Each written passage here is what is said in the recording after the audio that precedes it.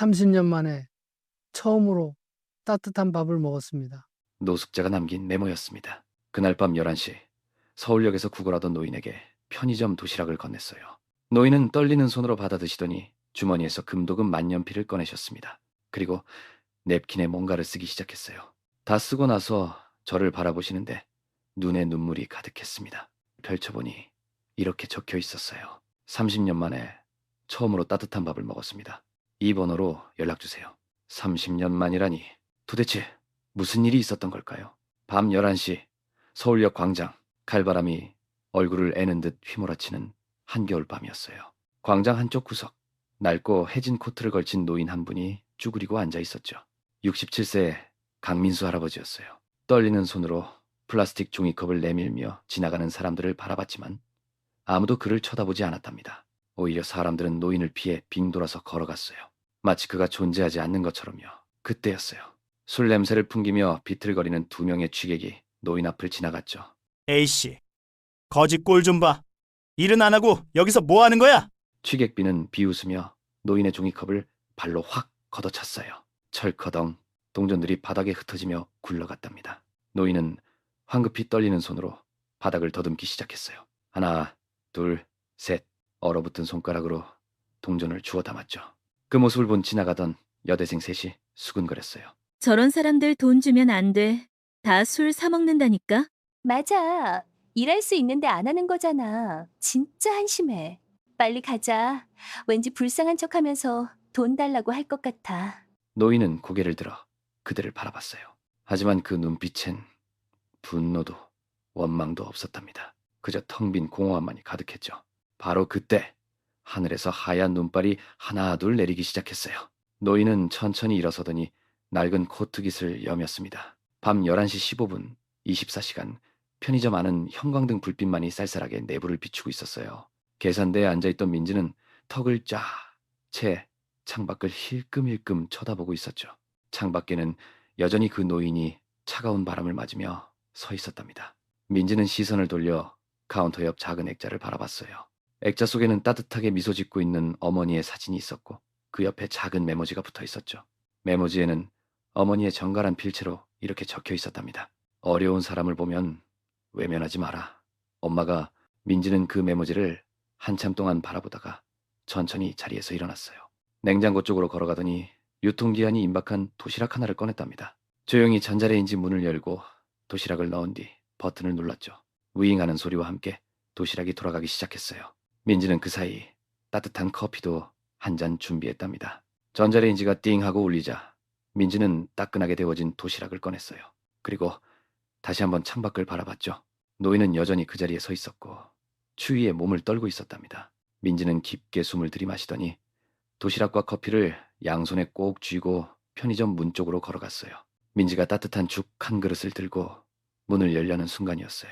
그때 편의점 안에 있던 손님 하나가 날카로운 목소리로 물었죠. 어디 가세요?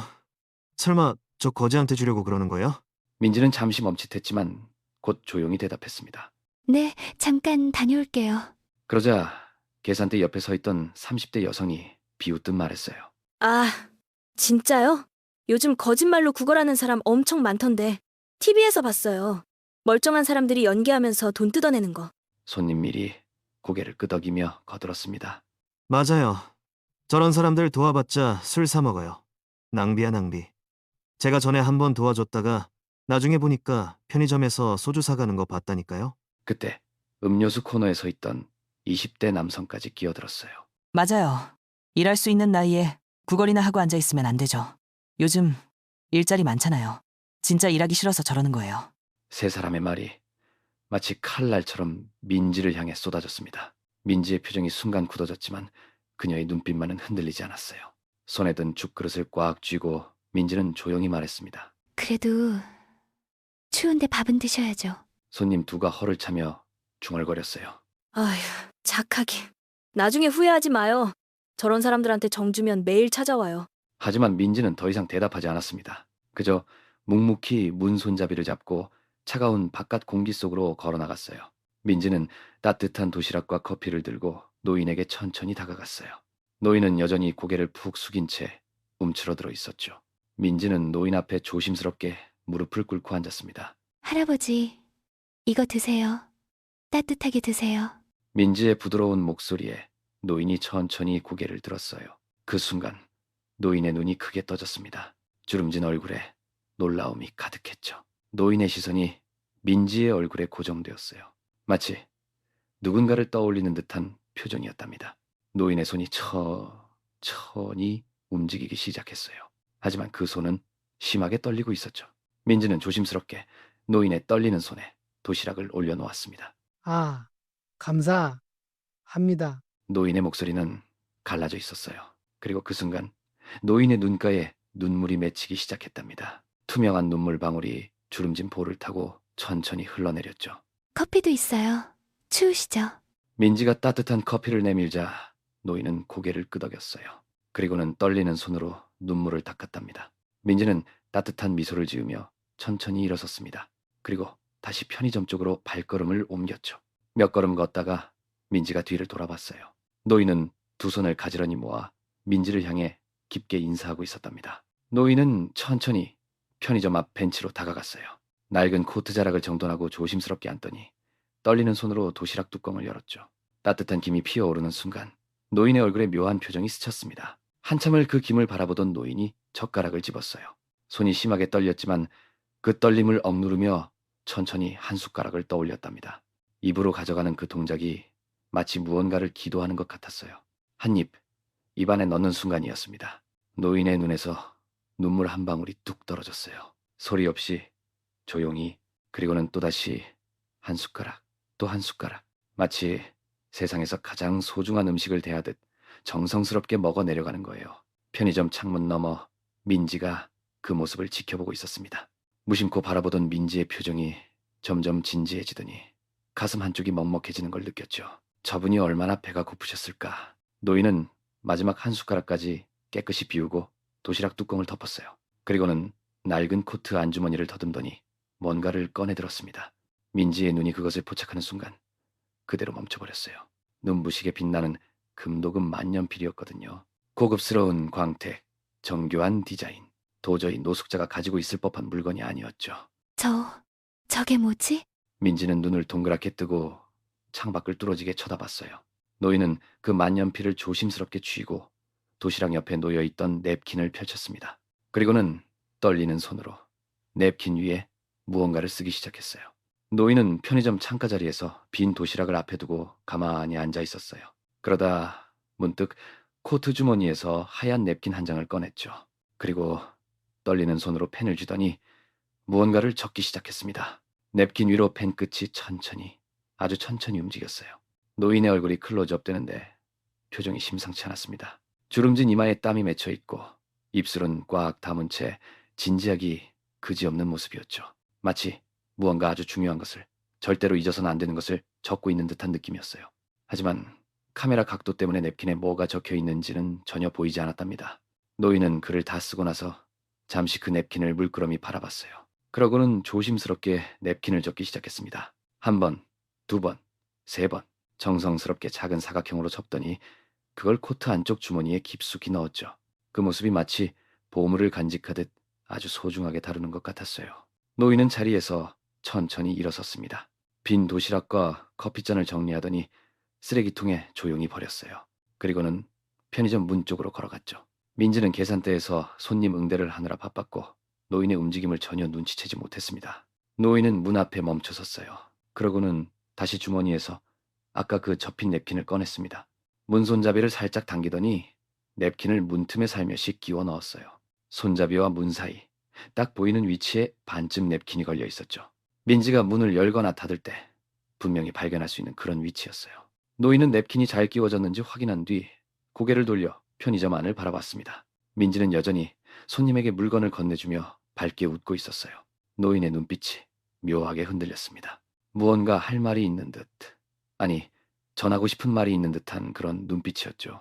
하지만 노인은 결국 아무 말도 하지 않았어요.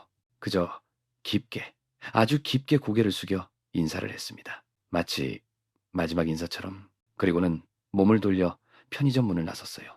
어둠 속으로 노인의 구부정한 뒷모습이 점점 멀어져 갔습니다. 가로등 불빛이 노인의 그림자를 길게 늘어뜨리더니 결국 그 모습은 완전히 어둠에 삼켜지고 말았죠. 다음 날 오전 8시 편의점 문이 열리며 교대 직원이 들어왔어요. 민지 씨, 밤새 고생 많으셨어요. 수고하셨어요. 그럼 전 퇴근할게요. 민지는 피곤한 몸을 이끌고 가방을 챙기며 편의점 문으로 향했답니다. 문손잡이를 잡는 순간 뭔가 이상한 느낌이 들었어요. 손가락 끝에 부드러운 종이 질감이 느껴지더라고요. 이게 뭐지? 문손잡이에 조심스럽게 접힌 냅킨 한 장이 끼워져 있었어요. 민지는 냅킨을 천천히 펼쳤습니다. 그리고 거기 적힌 글씨를 보는 순간 민지의 눈이 점점 커지기 시작했죠. 냅킨에는 떨리는 손글씨로 이렇게 적혀 있었어요. 고맙습니다. 30년 만에 처음으로 따뜻한 밥을 먹었습니다. 혹시 모르니 이 번호로 연락해 주세요. 010 X X X X X X X 당신은 꼭 행복해야 할 사람입니다. 30년 만에? 이게 무슨... 민지의 손이 미세하게 떨리기 시작했어요. 30년이라는 시간, 그리고 마지막 문장. 당신은 꼭 행복해야 할 사람입니다. 이 말이 가슴 깊숙이 파고들더라고요. 민지는 냅킨을 다시 한번 자세히 들여다봤습니다. 전화번호를 눈으로 천천히 따라가며 확인했죠. 누가... 왜 이런 걸... 아직 새벽에 차가운 공기가 남아있는 편의점 앞에서 민지는 한참을 그 냅킨을 바라보고 있었어요. 그러다 조심스럽게, 아주 조심스럽게 냅킨을 접어서 가방 안쪽 주머니에 넣었답니다. 그날 오후 3시, 민지는 다시 편의점 문을 열고 들어섰어요. 그런데 뭔가 분위기가 이상했죠. 점주가 카운터 앞에서 20대 초반으로 보이는 젊은 남자와 함께 서 있었거든요. 점주는 평소와 달리 어딘가 불편한 표정을 짓고 있었고 옆에 선 남자는 멋쩍게 웃으며 발만 동동 구르고 있었답니다. 민지 씨, 왔어요? 잠깐, 얘기 좀 할 게 있어서요. 민지는 가방을 내려놓으며 고개를 갸웃했어요. 네... 무슨 일이세요? 점주는 한참을 머뭇거리더니 옆에 있던 남자의 어깨를 툭 치며 입을 열었습니다. 저기, 정말 미안한데 우리 조카가요, 알바 자리를 찾고 있어서 여기서 일하기로 했어요. 순간 민지의 머릿속이 하얘졌어요. 무슨 소린지 이해가 안 가더라고요. 안녕하세요. 저 김태준이라고 합니다. 조카는 고개를 푹 숙이며 어색하게 인사를 건넸죠.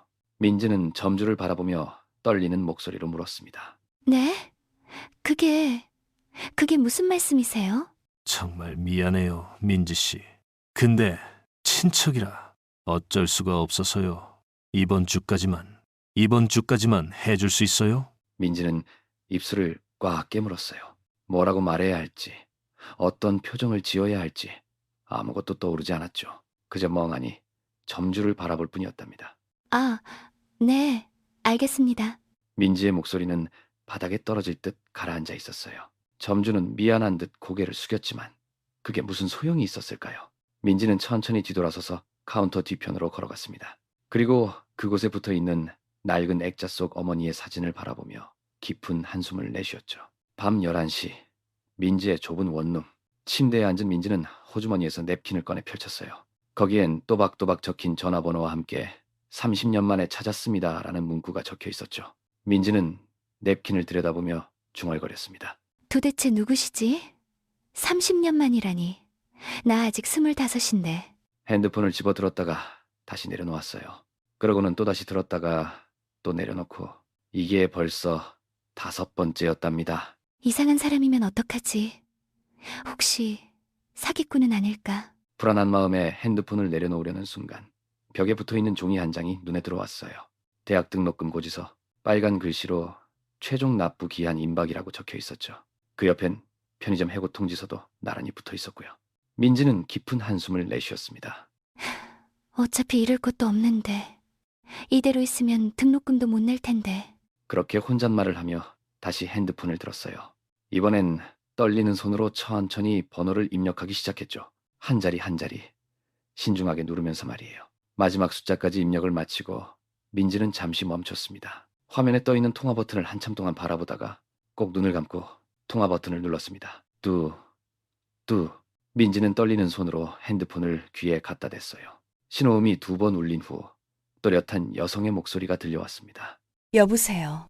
한국산업비서실입니다. 누구시죠? 한국산업이라고요?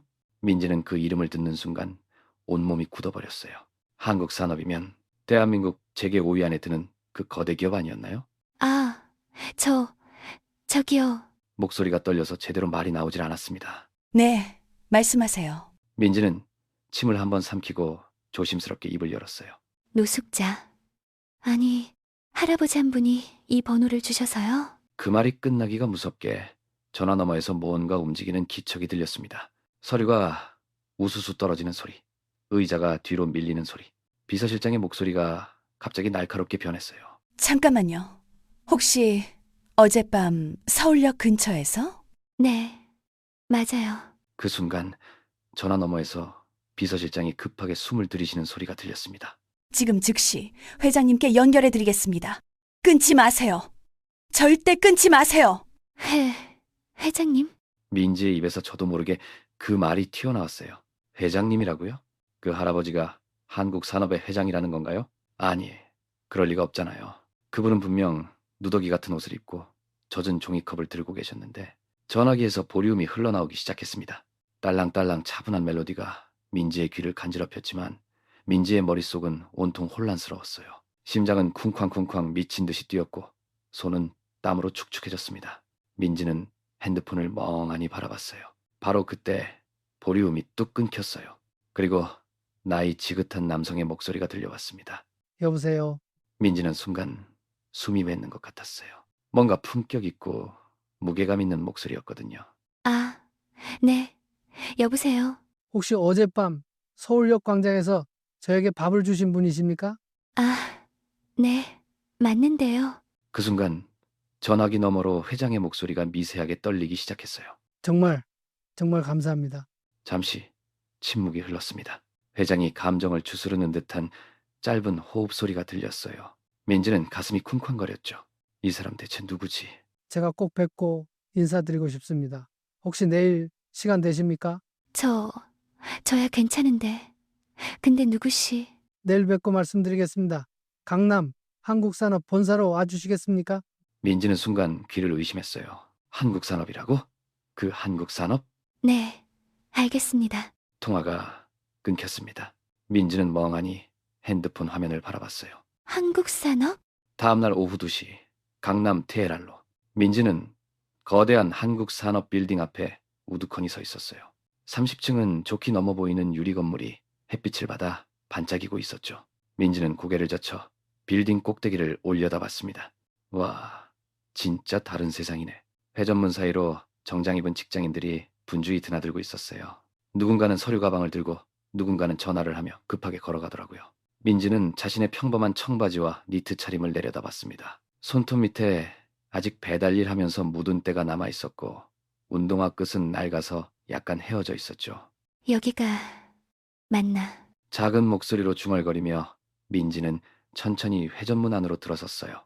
로비에 들어서자마자 눈이 휘둥그레졌답니다. 고급스러운 대리석 바닥이 거울처럼 반짝이고 있었고 천장에는 거대한 샹들리에가 빛나고 있었어요. 로비 한가운데에는 분수대까지 있었죠.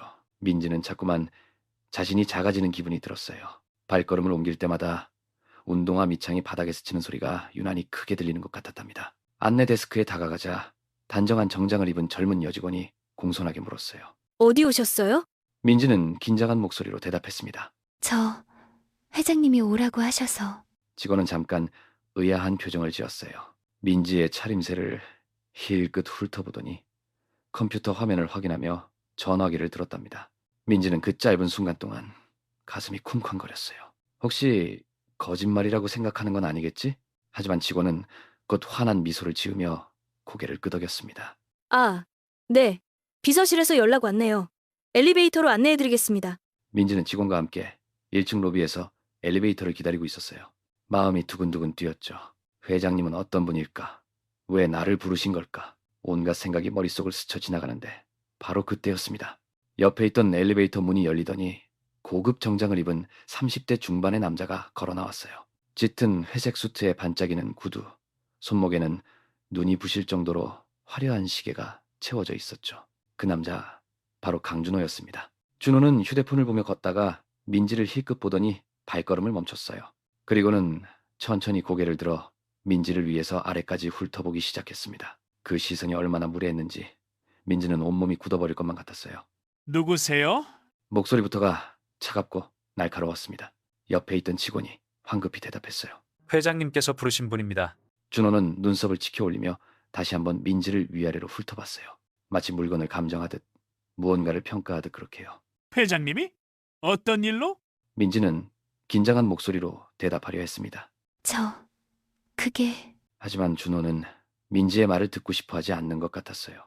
오히려 직원을 향해 차갑게 말했죠. 이상하네. 아버지 일정표에 없는데요. 비서실에서 직접 연락 왔습니다, 전무님.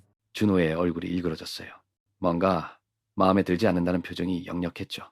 그리고는 민지를 다시 한번 쳐다보더니 코웃음을 쳤습니다. 황당하군요. 아버지 건강 상태가 좋지 않으신데 아무나 만나게 할 순 없죠. 아무나라는 단어가 공기 중에 날카롭게 박혔어요.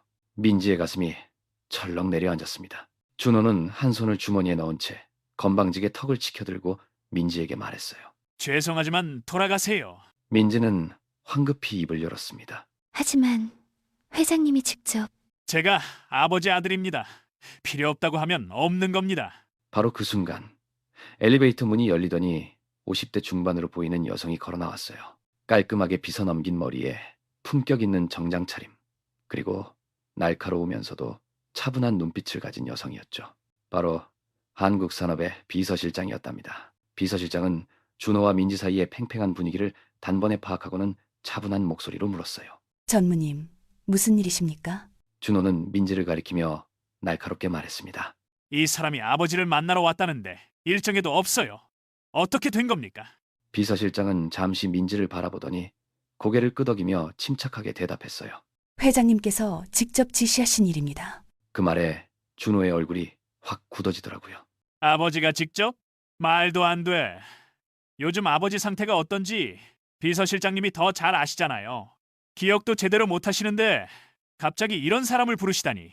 준호의 목소리에는 불안과 분노가 섞여 있었어요. 하지만 비서실장은 흔들림 없이 준호를 똑바로 쳐다보며 단호하게 말했답니다. 전무님, 방해하지 마십시오. 이건 회장님 명령입니다. 두 사람 사이에 팽팽한 긴장감이 흘렀어요. 준호는 비서실장의 눈을 뚫어지게 바라보더니 이를 악물고 말했습니다. 좋습니다. 하지만 제가 배석하겠습니다. 아버지 건강이 걱정되는데 혼자 두고 볼 순 없죠. 비서실장은 고개를 저으며 단호하게 거절했어요. 회장님께서 단독 면담을 원하십니다. 전무님께서는 밖에서 기다려 주십시오. 준호의 얼굴이 붉게 달아오르더니 주먹을 꽉 쥔 채 이를 갈았어요. 나중에 봅시다. 꼭 다시 봅시다. 준호는 민지를 향해 칼날 같은 시선을 쏘아붙이더니 돌아서서 성큼성큼 걸어갔습니다. 그의 뒷모습에서는 분노와 위협이 고스란히 느껴졌죠. 민지는 식은땀을 흘리며 그 모습을 지켜봤어요. 준호가 완전히 사라진 뒤 비서실장은 민지에게로 다가와 부드럽게 말했습니다. 놀라셨죠? 죄송합니다. 이쪽으로 오세요. 비서실장이 최상층 회장실 앞에서 멈춰서더니 공손하게 노크를 했어요. 회장님, 손님 모시고 왔습니다. 잠시 후 중후한 목소리가 안에서 들려왔죠. 들어오세요. 문이 천천히 열렸어요. 와, 그 순간 민지의 눈앞에 펼쳐진 광경이란 엄청나게 넓은 회장실이었는데 한쪽 벽면 전체가 통유리창으로 되어 있어서 강남 전경이 한눈에 내려다 보였답니다. 고급스러운 가죽 소파와 대리석 테이블, 그리고 저 멀리 커다란 책상이 보였어요. 민지는 떨리는 다리로 안으로 들어갔죠. 그때였어요. 책상 앞에 정장을 단정하게 차려입은 노인이 서 있는 게 눈에 들어왔거든요. 민지의 심장이 쿵 내려앉았습니다. 그 뒷모습, 그 자세, 그 분위기. 노인이 천천히 몸을 돌렸어요. 바로 그 얼굴, 어젯밤 편의점 앞에서 취객들에게 맞던 바로 그 노인이었어요. 민지의 눈이 휘둥그레졌습니다. 할아버지? 목소리가 떨렸어요. 믿을 수가 없었거든요. 어젯밤 그 초라한 옷을 입고 떨고 있던 노인이 지금 이 웅장한 회장실에 정장을 입고 서 있다니.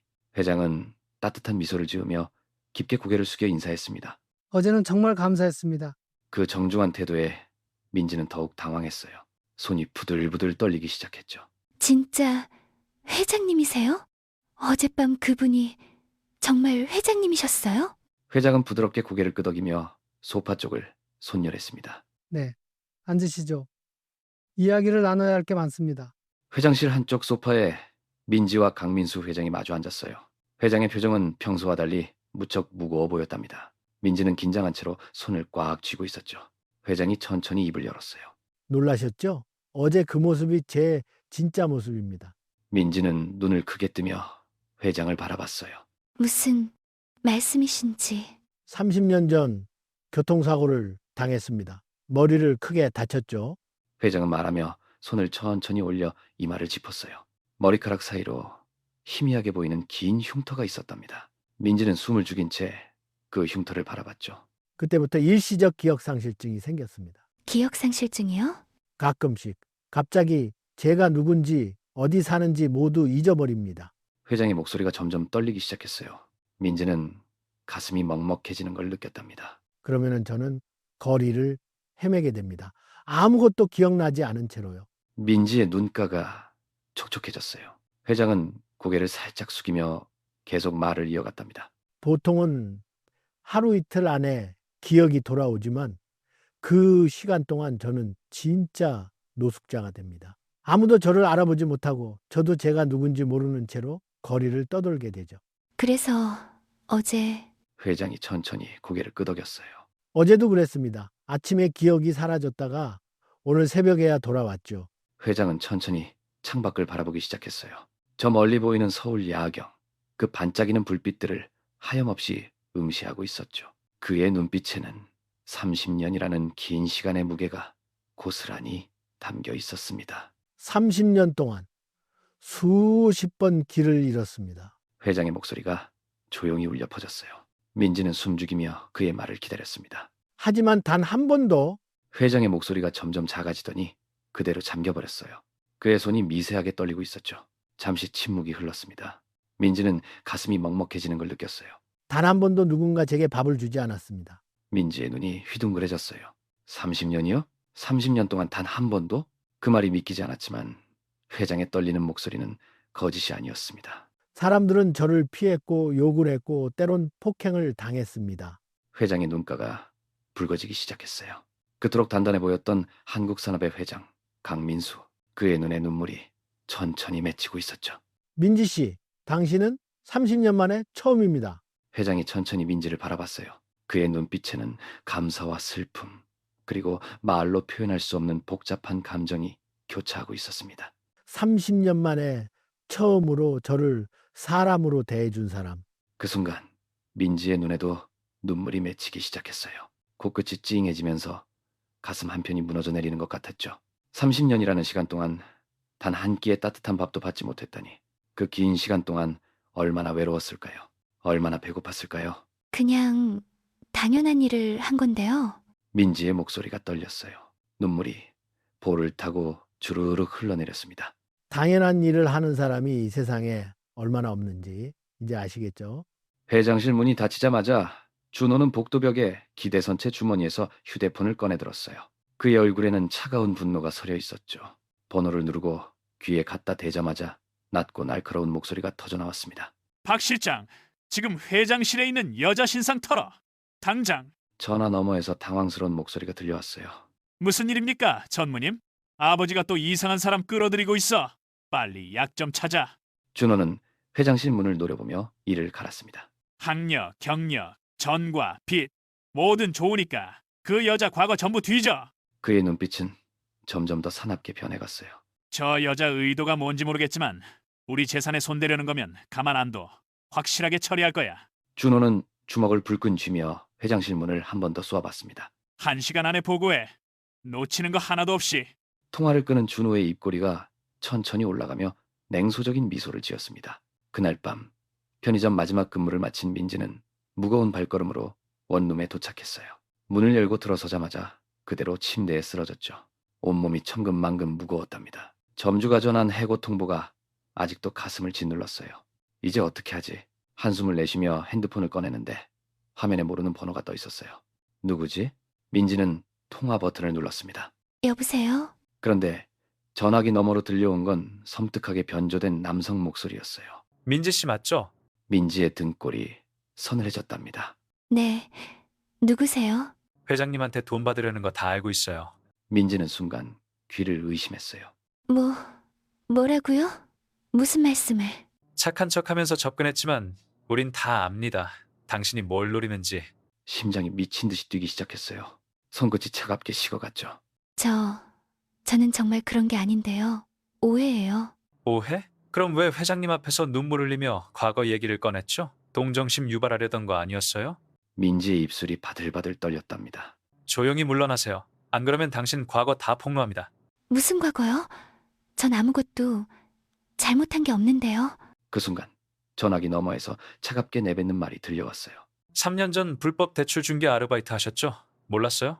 민지의 얼굴이 새하얗게 변했답니다. 온몸에서 피가 쏙 빠지는 느낌이었죠.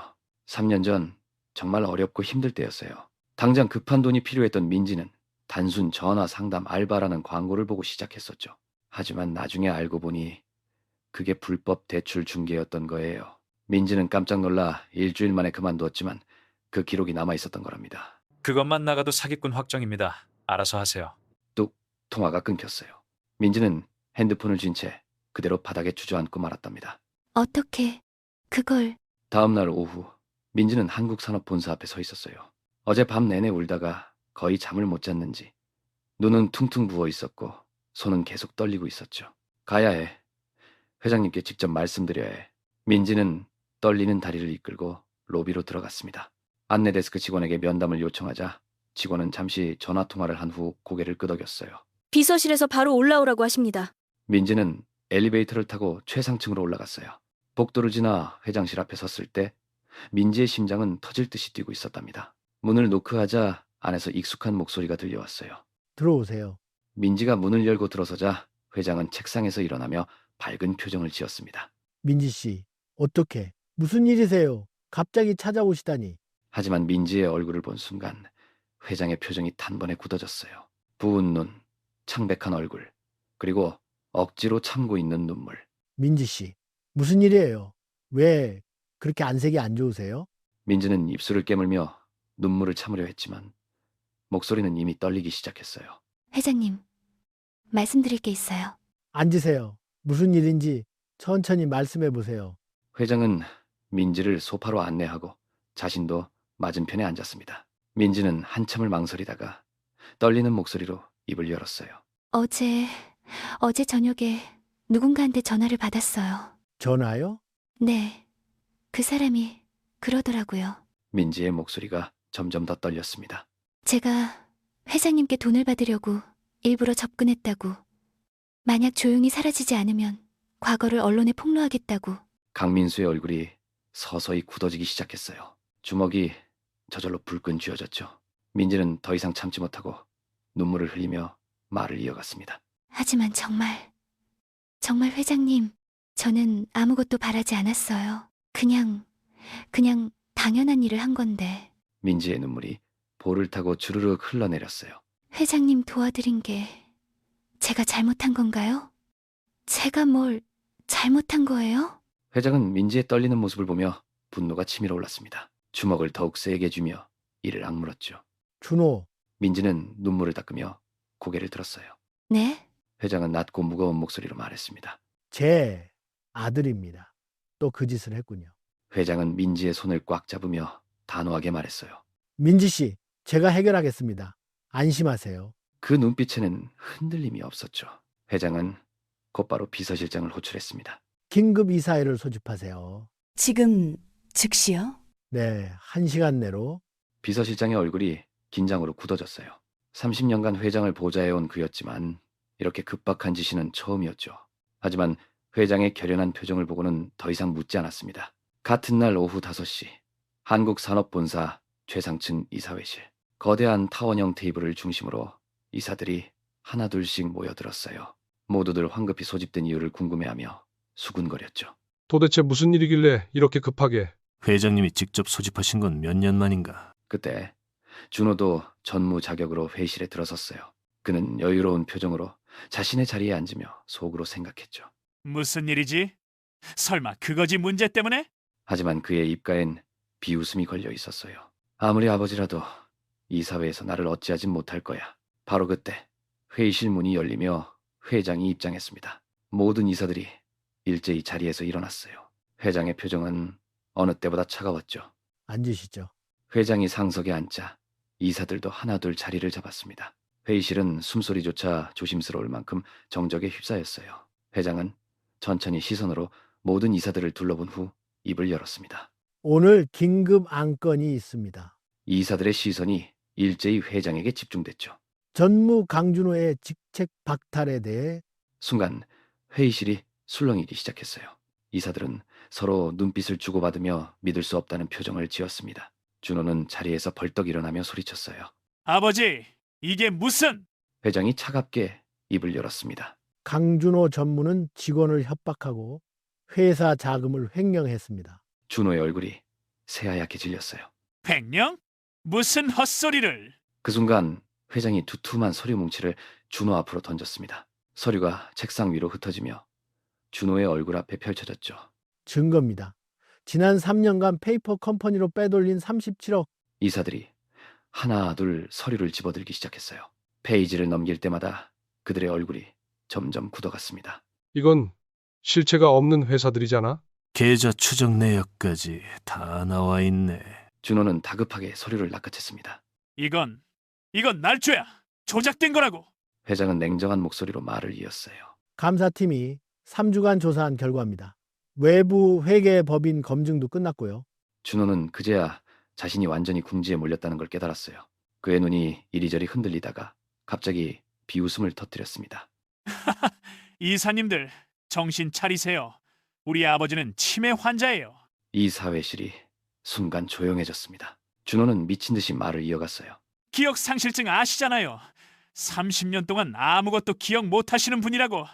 저 사기꾼 여자한테 완전히 세뇌당한 거예요. 그는 민지를 손가락으로 가리키며 소리쳤습니다. 저 여자가 우리 아버지 정신을 조종해서 날 모함하는 거라고. 이사들의 표정이 점점 싸늘하게 변했어요. 아무리 급해도 해서는 안 될 말을 한 겁니다. 회장은 천천히 자리에서 일어섰습니다. 나가세요. 뭐? 오늘부로 당신은 이 회사와 무관합니다. 회장이 손을 들자 양복을 입은 경호원 2명이 문을 열고 들어왔어요. 이럴 순 없어. 내가 당신 아들이야. 친아들이라고. 준호는 필사적으로 버텼지만 경호원들이 그의 양팔을 붙잡았습니다. 놔. 손 치워. 난 이 회사 전무야. 준호는 발버둥치며 비명을 질렀지만 경호원들은 그를 이사회실 밖으로 끌고 나갔어요. 복도로 나간 그의 목소리가 점점 멀어졌습니다. 이게 끝이 아니야. 내가 가만 안 둬. 법정에서 보자고. 이사회실 문이 닫히면서 그의 목소리가 완전히 사라졌습니다. 이사들은 서로의 얼굴을 바라보며 착잡한 표정을 지었어요. 다음 날 아침 인터넷이 발칵 뒤집혔어요. 포털 사이트 메인 화면에 빨간 속보 딱지가 떴는데 제목부터 자극적이더라고요. 한국산업 강민수 회장 치매로 판단력 상실? 기사를 클릭하면 더 충격적인 내용이 쏟아졌습니다. 익명의 한국산업 내부자가 제보했다는 거예요. 강민수 회장이 최근 몇 달간 노숙자 행세를 하며 거리를 배회했고 의문의 젊은 여성과 접촉했다는 내용이었죠. 기사는 더 나갔습니다. 회장의 정신 상태에 심각한 문제가 있는 것으로 보이며 회사 경영에도 차질이 우려된다는 전문가 의견까지 실렸어요. 한국산업본사 로비는 순식간에 아수라장이 됐습니다. 기자들이 구름처럼 몰려들었고 카메라 플래시가 미친 듯이 터졌죠. 회장님의 건강 상태에 대해 공식 입장 부탁드립니다. 노숙자 행세를 했다는 게 사실입니까? 의문의 여성은 누구입니까? 금전적 거래가 있었습니까?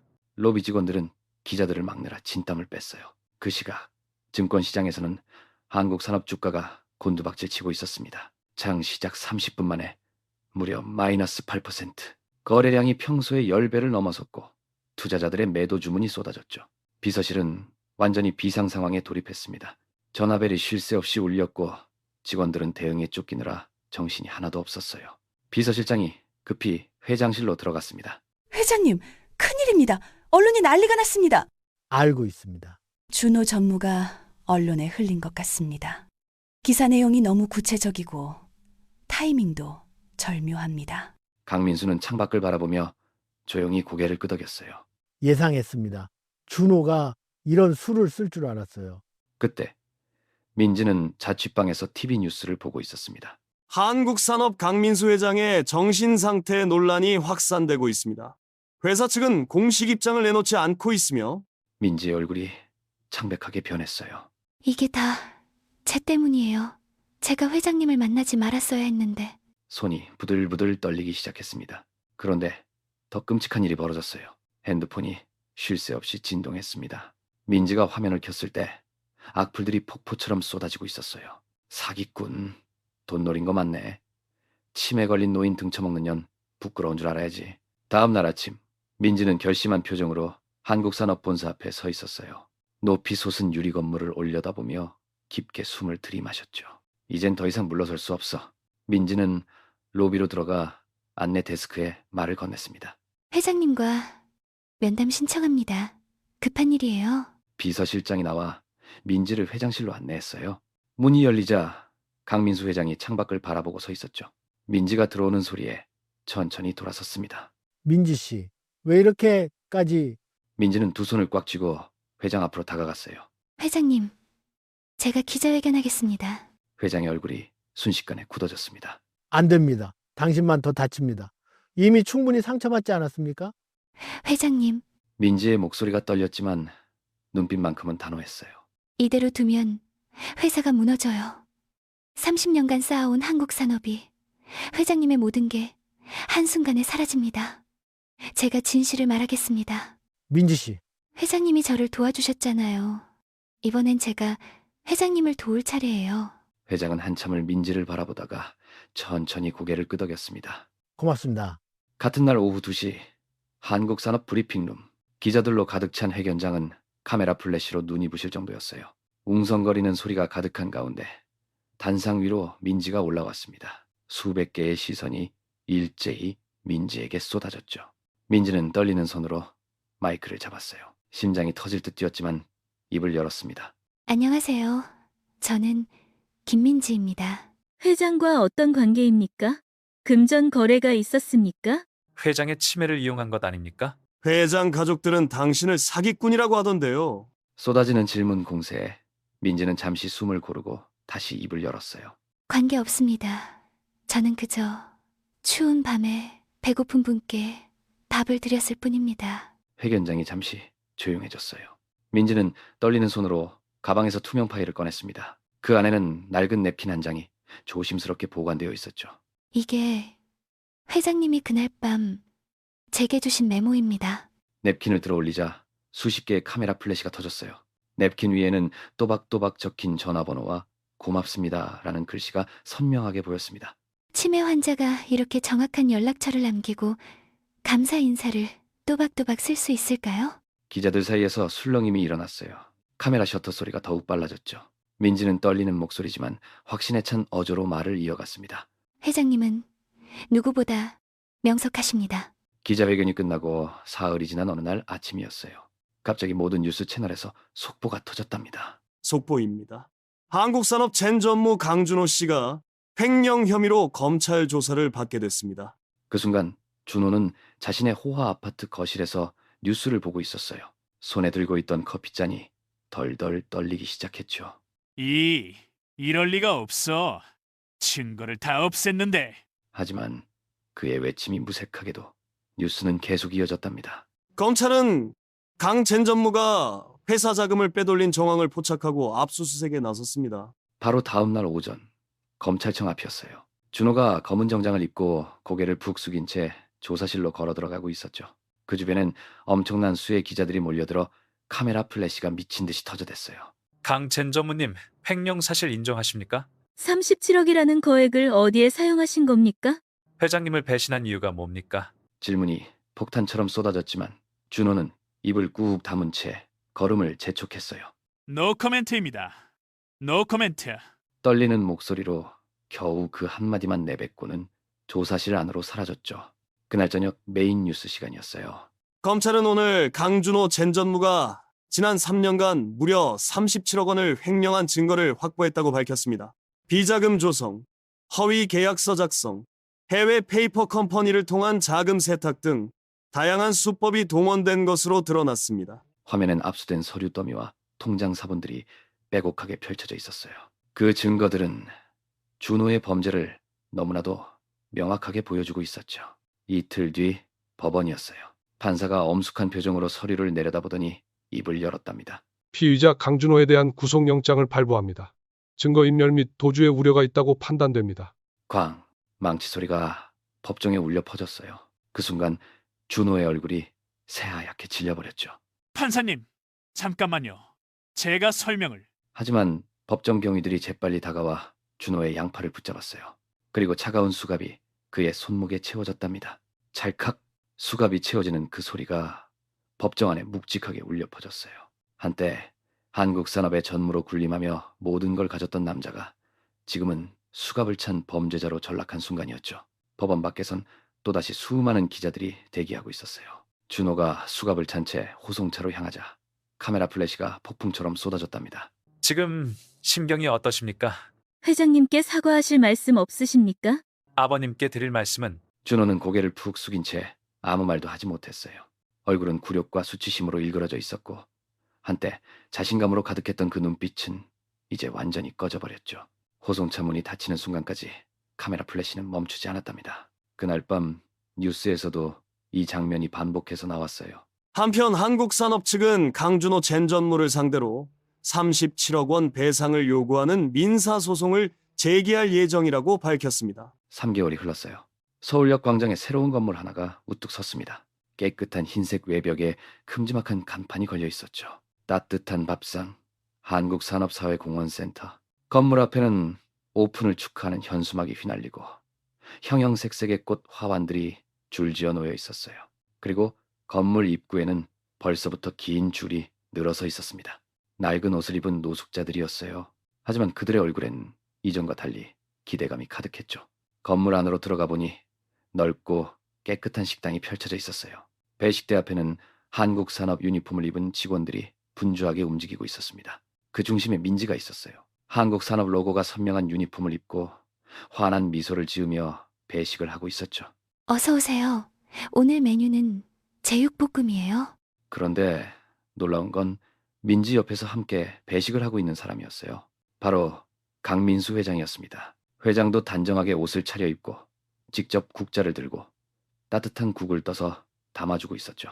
한 노숙자가 밥을 받으며 말했어요. 정말 감사합니다.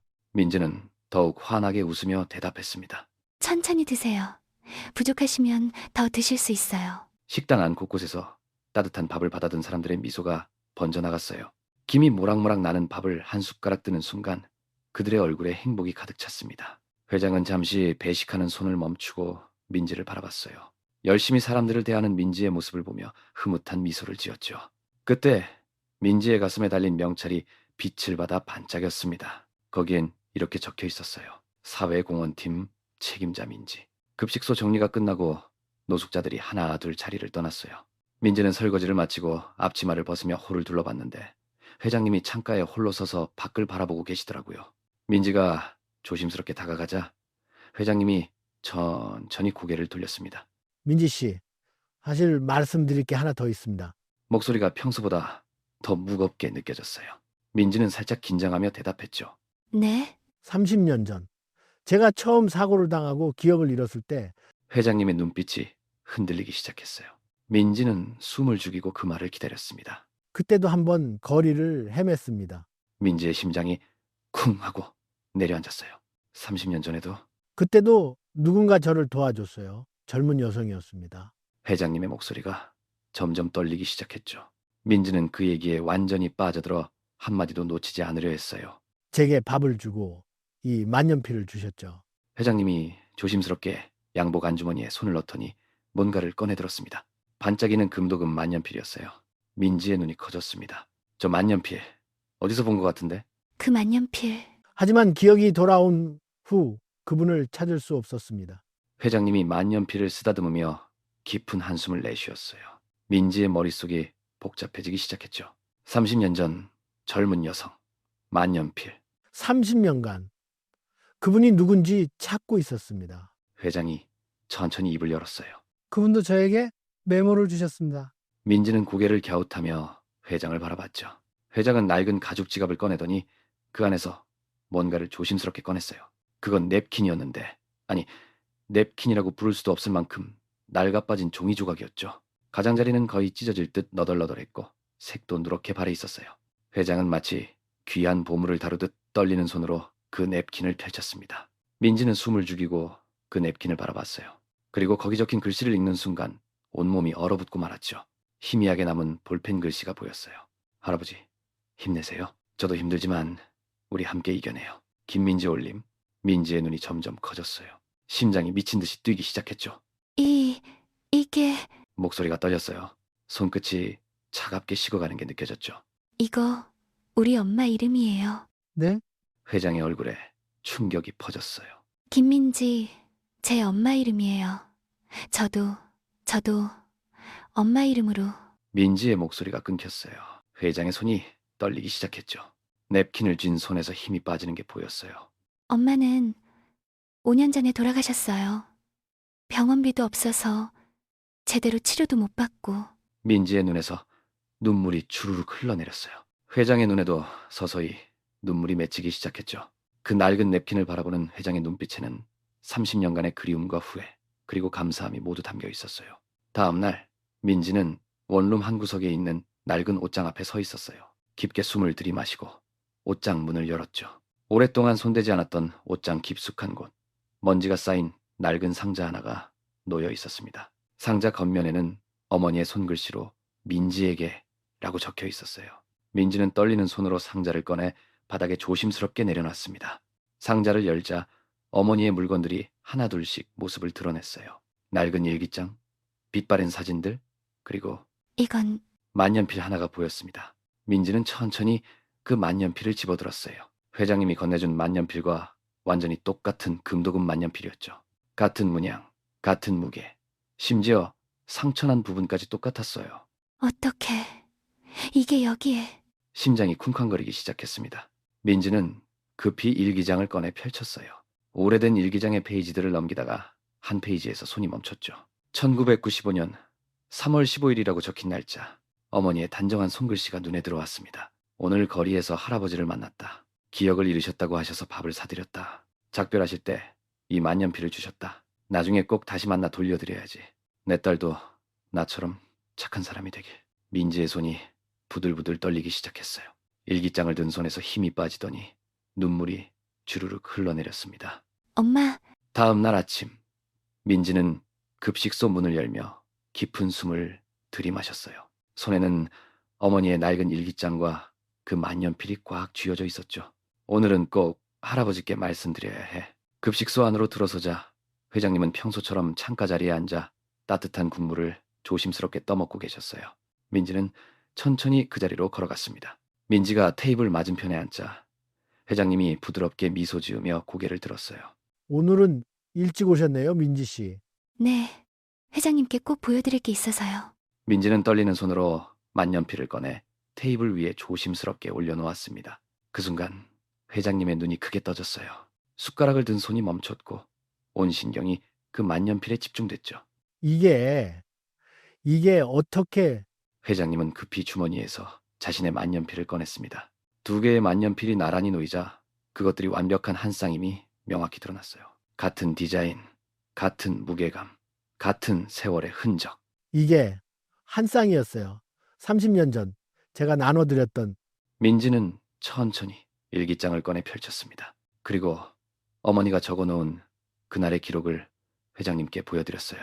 회장님의 손이 일기장을 받아들 때 그 손은 심하게 떨리고 있었습니다. 회장님은 어머니의 글씨를 한자 한자 읽어 내려갔어요. 오늘 비 오는 날 한 남자분을 도왔다. 정장 차림이었지만 온몸이 흠뻑 젖어 있었고 눈빛이 너무 슬퍼 보였다. 따뜻한 국밥 한 그릇을 대접했더니 그분은 울면서 드셨다. 헤어지기 전 그분이 만년필을 하나 주셨다. 정말 고급스러운 물건이었다. 저도 하나 가지고 있을게요. 언젠가 다시 만나면 이걸로 서로를 알아볼 수 있도록. 그렇게 말씀하시더니 사라지셨다. 그분이 행복해지길 진심으로 바란다. 글을 다 읽은 회장님의 눈에서 눈물이 주르르 흘러내렸습니다. 민지 씨 어머니가. 그때 그분이. 회장님의 목소리가 떨리기 시작했어요. 30년 동안 잃어버렸던 퍼즐 조각이 마침내 제자리를 찾은 순간이었죠. 제가 평생 찾던 분이 민지 씨 어머니였군요. 회장님은 두 손으로 얼굴을 가리고 목 놓아 울기 시작했습니다. 30년 동안 숨겨왔던 그리움이, 후회가, 그리고 감사함이 한꺼번에 터져나왔어요. 민지도 눈물을 참을 수가 없었습니다. 회장님, 이게 우연이 아니었어요. 민지의 목소리도 떨렸어요. 엄마가 하늘에서 저를 회장님께 보낸 거예요. 제가 여기서 봉사하게 된 것도, 회장님을 만나게 된 것도 다 엄마가 만든 길이었던 거예요. 민지는 눈물을 닦으며 계속 말했습니다. 엄마가 30년 전에 드리지 못한 따뜻함을 제가 이어서 드린 거예요. 엄마가 그렇게 바라셨을 거예요. 회장님이 다시 행복해지시길. 회장님은 자리에서 일어나 민지에게 다가왔어요. 그리고 떨리는 손으로 민지를 꽉 안아주었습니다. 민지도 회장님을 꼭 껴안았죠. 두 사람은 한참 동안 그렇게 서로를 아는 채 울었습니다. 고맙습니다. 정말 고맙습니다. 어머니께도 민지 씨에게도. 카메라가 천천히 뒤로 물러나기 시작했어요. 두 사람의 포옹하는 모습이 점점 작아지고 급식소 전체가 화면에 담겼습니다.